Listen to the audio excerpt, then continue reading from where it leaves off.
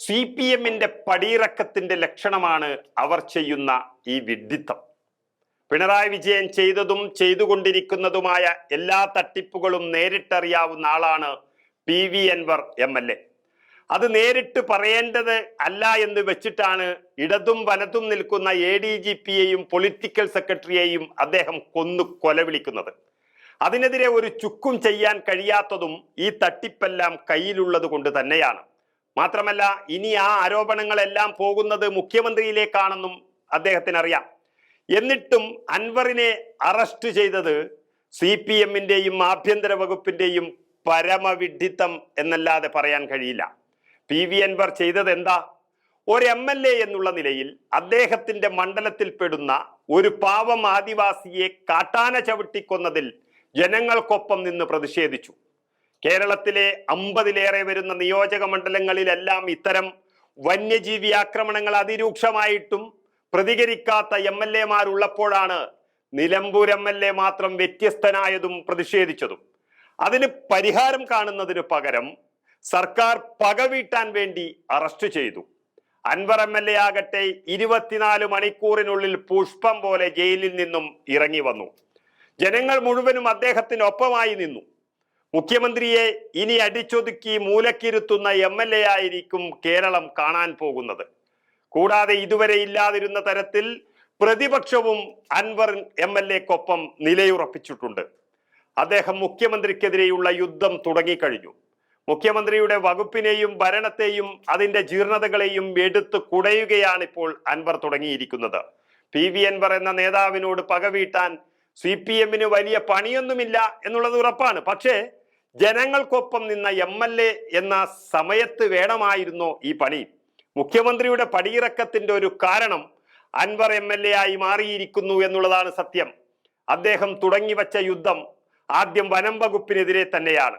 അതിനെ പൊളിച്ചടുക്കി മുഖ്യനെ മൂക്കിനടിക്കുന്ന അൻവർ MLA-യുടെ വാക്കുകൾ നമുക്ക് കേട്ടുനോക്കാം. 7000 ഫോറസ്റ്റ് ഉദ്യോഗസ്ഥന്മാരാണ് കേരളത്തിൽ ആകെ ഉള്ളത്.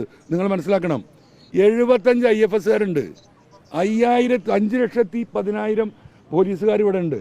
അതിനാകെ ഉള്ളത് ഇവിടെ ഈ പറയുന്ന 700 ചില്ലാനം IFS-കാരാണ്, 400 ചില്ലാനം IFS-കാരാണ്. അപ്പോൾ ആ റേഷ്യോൻ്റെ വ്യത്യാസം നോക്കൂ നിങ്ങൾ. എന്തിനാണ് ഈ ഉദ്യോഗസ്ഥന്മാരെ തീറ്റിപ്പോരുന്നത്? തിരിച്ചയക്കണം അവരൊക്കെ കേന്ദ്രത്തിൻ്റെ ആവശ്യമുള്ള സ്ഥലങ്ങളിലേക്ക്. 400 ആൾക്ക് എന്നിട്ട് ഇവർ വാഹനം വാങ്ങിക്കൂട്ടുക. നിങ്ങൾ നിലമ്പൂർ വന്ന് നോക്കൂ.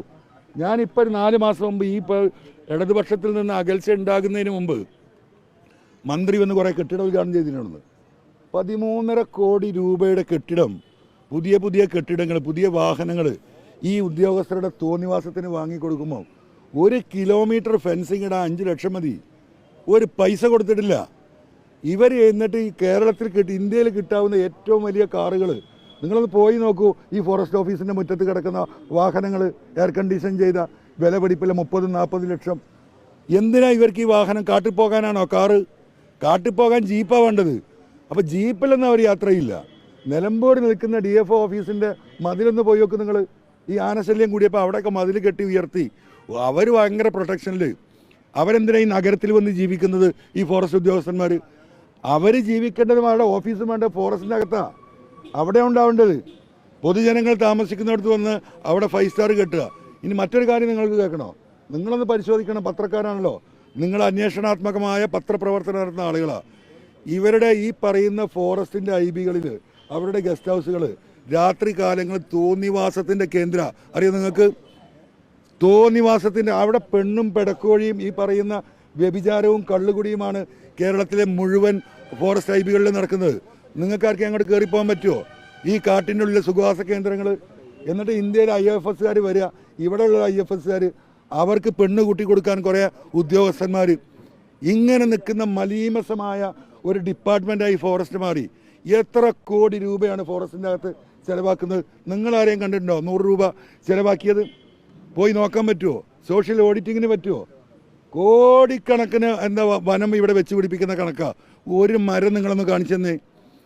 ഇവിടെ റോഡ് പണി നടക്കുമ്പോൾ മനുഷ്യർക്ക് പോയി നോക്കാം, പഞ്ചായത്ത് പ്രസിഡന്റിന് പോയി നോക്കാം, മന്ത്രിക്ക് നോക്കാം. ഫോറസ്റ്റിൻ്റെ ഉള്ളിൽ നടക്കുന്ന ഈ വൻ കൊള്ള ആർക്കറിയാം? അവരവിടെ കിണർ കുത്തി, അവിടെ കനാല് കെട്ടി, അവിടെ കയ്യാല കെട്ടി 10 ലക്ഷം മരം വെച്ചു എന്ന് ഇവർ പറഞ്ഞ ആ കടലാസിൽ എഴുതിയിട്ട് ഇവർ കൊണ്ട് നടക്കുന്ന കുറച്ച് കോൺട്രാക്ടർമാരുണ്ട്. ഇങ്ങനെ കൊടും കൊള്ള നടക്കുക, എന്നിട്ട് മനുഷ്യനെ കൊല്ലുക. ഈ രീതിയിൽ ഈ ഫോറസ്റ്റ് ഡിപ്പാർട്ട്മെൻ്റ് ആയിട്ടുണ്ട്. 8 കൊല്ലമായി പിണറായി തിരിഞ്ഞു നോക്കിയിട്ടില്ല. പിണറായിക്ക് വല്ലതും അറിയോ ഈ ഫോറസ്റ്റിൽ എന്താ നടക്കുന്നതെന്നുള്ളത്? ഏതെങ്കിലും ഒരു കാലത്ത് CPM ഈ മന്ത്രിസ്ഥാനം ഏറ്റെടുത്തിട്ടുണ്ടോ? നിങ്ങളൊന്ന് പരിശോധിച്ച് നോക്കൂ. ഒരു കാലത്തും ഏറ്റെടുത്തില്ല. ഈ 8 കൊല്ലം ഏറ്റെടുത്തിട്ടില്ല. അതിൻ്റെ മുമ്പത്തെ ഭരണം നിങ്ങൾ പരിശോധിക്കുക. അത് ഈ പറയുന്ന പോലെ ഈ എന്താ പറയുക, ആണും പെണ്ണും അല്ലാത്ത ഏതെങ്കിലും ഒരുത്തരെ പിടിച്ചിട്ട് ഒരു ഘടകകക്ഷി ഒരു മന്ത്രിയാക്കും. എന്നിട്ട് ഈ ഫോറസ്റ്റുകാരുടെ തോന്നിവാസത്തിന് ജനങ്ങളെ കൊല്ലാൻ ആനങ്ങനെ ചവിട്ടി ഇറക്കുക. ഇന്ന് കണ്ണൂർ ഇറങ്ങിയ പുലി ഇറങ്ങിയപ്പോൾ പറഞ്ഞാൽ പൂച്ചയാണ്, കാട്ടുപൂച്ച. അങ്ങനെ സാധനം ഉണ്ടോ കാട്ടുപൂച്ച?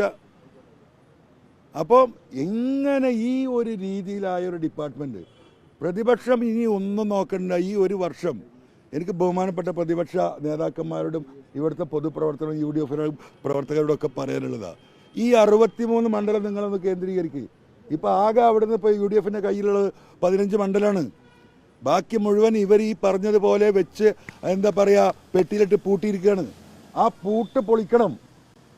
കർഷക മേഖലയിൽ നിന്ന് ഈ പറയുന്ന വനമേഖലയിൽ നിന്ന് ഒരു വോട്ട് CPM നേതൃത്വത്തിൽ ഇടതുപക്ഷത്തിന് കൊടുക്കാത്ത രാഷ്ട്രീയ സാഹചര്യം ഇന്നിവിടെ ഉണ്ട്. അത് ജനം ഏറ്റെടുക്കണം, UDF ഏറ്റെടുക്കണം. അതാണ് എനിക്ക് പറയാനുള്ള ആവശ്യം.